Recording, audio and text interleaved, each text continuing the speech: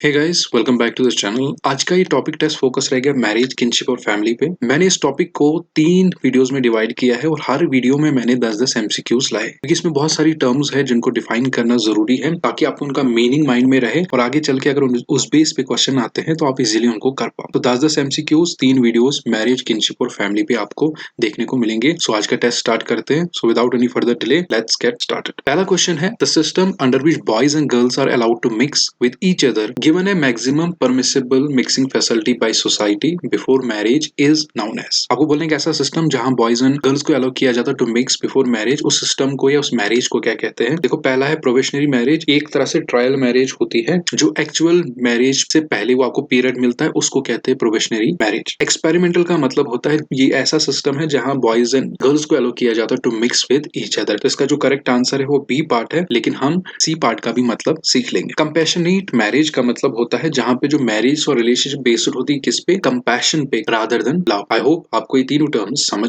आ गए। Next question की तरफ बढ़ते हैं। When the offspring inherit the father's name the family is called. जब ऑफस्प्रिंग या इनहेरिटेंस को अपने बाप का नाम मिलता है उस पर्टिकुलर फैमिली को क्या कहते हैं। देखो, इसमें 2 ऑप्शन मैंने ऐसे रखे, आपको कंफ्यूज बिल्कुल नहीं होना। देखो, पैट्रोनिमिक का मतलब होता है एक नेम जो अपने फादर नेम से डिराइव होता है, लेकिन ये डिफाइन करता है डिराइव्ड नेम, लेकिन किसी फैमिली को ये डिफाइन नहीं करता है, तो ये ऑप्शन बिल्कुल नहीं आएगा। इसमें आपको बिल्कुल भी कंफ्यूज नहीं होना। कंजुगल का मतलब होता है एक तरह से एक रिलेशनशिप या मैरिज जहां पे इस चीज पे फोकस किया जाता है जो स्पाउसेस के बीच में रिलेशनशिप होती है, उस पर्टिकुलर सिस्टम को कहते हैं। पैट्रिलिनियन का मतलब होता है जहां पे जो इनहेरिटेंस होती है उनको अपने बाप का नाम मिलता है, ये उस पर्टिकुलर फैमिली को कहते हैं। तो इस क्वेश्चन का आंसर भी यही है, पैट्रिलिनियल। और पैट्रियार्चल का मतलब होता है एक ऐसा सिस्टम या एक ऐसी सोसाइटी या गवर्नमेंट जहां पे उसको मैन कंट्रोल करते हैं, उसको पैट्रियार्चल कहते हैं। तो इसका करेक्ट आंसर है पैट्रिलिनियल। मेल लाइन से जो इनहेरिटेंस चलती है उनको अपने बाप का ही नाम मिलता है, उस पर्टिकुलर फैमिली को कहते हैं। नेक्स्ट क्वेश्चन है, one's wife's brother is one's, कि किसी के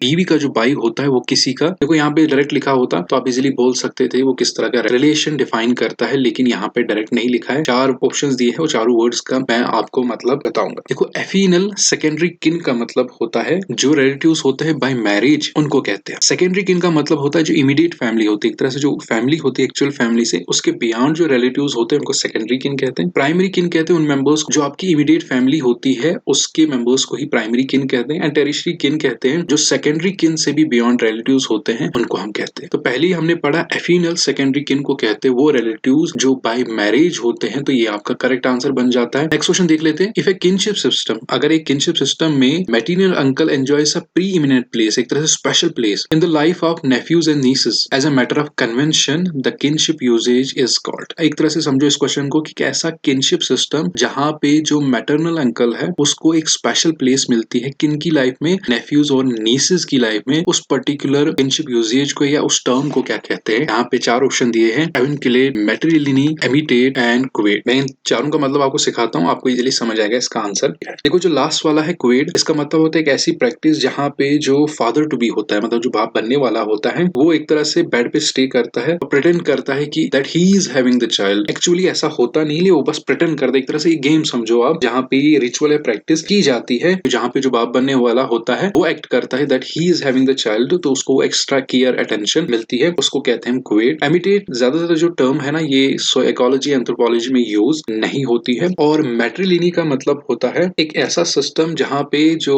एसेंट्स होते हैं, इनहेरिटेंस होते हैं, जो आगे चल के फैमिली चलती है, उनको अपनी मदर या जो मैटरनल एंसेस्टर्स होते हैं उनसे ट्रेस किया जाता है। एविनक्लेट का मतलब होता है स्पेशल रिलेशनशिप बिटवीन जो मैटरनल अंकल होता है और उसके जो सिस्टर्स के चिल्ड्रन होते हैं उनके बीच में। इसका मतलब यही इसका करेक्ट आंसर है जो हमने ऊपर देखा, उसी किनशिप सिस्टम को कहते हैं एविनक्लेट। तो ये आपका ए पार्ट करेक्ट आंसर हो जाता है। क्वेश्चन नंबर 5 देख लेते हैं। द प्रिंसिपल और सेट ऑफ प्रिंसिपल, एक प्रिंसिपल या बहुत सारे principles by which egos consanguineal relatives are determined is technically known as. Consanguineal relatives का मतलब होता है जो बाय ब्लड रिलेटिव्स होते हैं उनको हम कहते हैं। तो आपको बोलना है टेक्निकली हम उनको क्या कहते हैं, उन प्रिंसिपल्स या सेट ऑफ प्रिंसिपल्स को जिससे हम ये चीज डिटरमाइन करते हैं। Rules of descent, rules of kinship, residence और नाना पेपो। आपको बोलना है इसका आंसर क्या है। तो रूल्स ऑफ डेसेंट का मतलब होता है प्रिंसिपल्स जो डिटरमाइन करते हैं कि किनशिप कैसे रिवोक्ड हुई है। Rules of descent he technical term है जो प्रिंसिपल्स या सेट ऑफ प्रिंसिपल्स डिफाइन करते हैं किसको, कि किस तरह एक किनशिप रिवोक्ड हुई है। ऑप्शन ए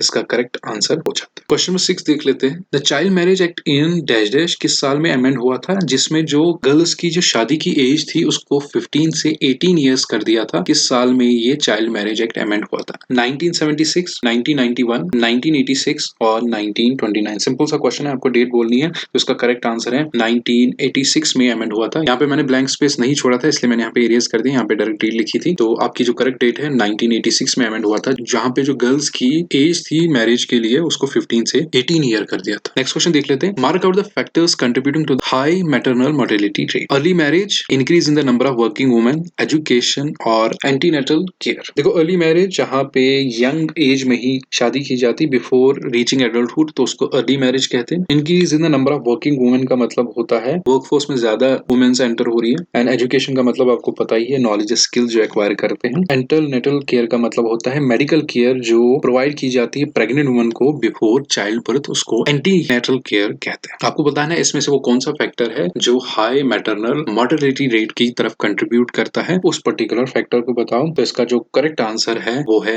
अर्ली मैरिज, जहाँ यंग एज में ही शादी की जाती है इवन बिफोर रीचिंग एडल्टहुड, तो ये कंट्रीब्यूट करता है पर्टिकुलर चीज की तरफ। सो ऑप्शन ए इसका करेक्ट आंसर है। क्वेश्चन नंबर 8 देख लेते हैं। Who wrote the book historical sociology of marriage? Martine Segalen, Deepa Mehta, Babu Farooq Naqvi. इसका है करेक्ट आंसर मार्टिन सेगेलिन, जिसने historical sociology of marriage book लिखी। नेक्स्ट क्वेश्चन देख लेते हैं। The theory of diet principle in social demography was given by. Again आपको उस person का नाम बोलना है। बुनहैम, डबलडे, डी रिकार्डो, के मैनही। तो इसका जो करेक्ट आंसर है वो है ऑप्शन डी, के मैनही। यही जाना जाता है सोशियोलॉजी ऑफ नॉलेज के लिए, जिसमें उन्होंने मेंशन किया था theory of diet principal social demography में। लास्ट क्वेश्चन है। Who defined the family as a group of persons whose relation to one another are based on consanguinity and who are therefore kin to one another? consanguinity का मतलब होता है कि जहाँ पे common जो डिसेंडेंट होता है या कॉमन उनके बीच में किनशिप होती है, उसी को कहते हैं कंसैंग्यूनिटी। तो J Goody, Kingsley Davis, MacIver and Page, L H Morgan. तो इसका जो करेक्ट आंसर है वो है सी, मैकाइवर एंड पेज ने पर्टिकुलरली फैमिली को ये डेफिनेशन दी थी। सो इसका पार्ट सी करेक्ट आंसर हो जाता है। आई होप आपको ये सारी टर्म्स समझ आ गई, क्योंकि एमसीक्यू सेशन से ज्यादा आपने यहाँ पे टर्म्स का मतलब सीखा, और इनकेस अगर नेक्स्ट एमसीक्यू में इस बेस पे कोई क्वेश्चन आता है, वहां पे आप इजीली आंसर करने चाहिए। सो मिलते हैं अगली वीडियो में एक नए टॉपिक के साथ।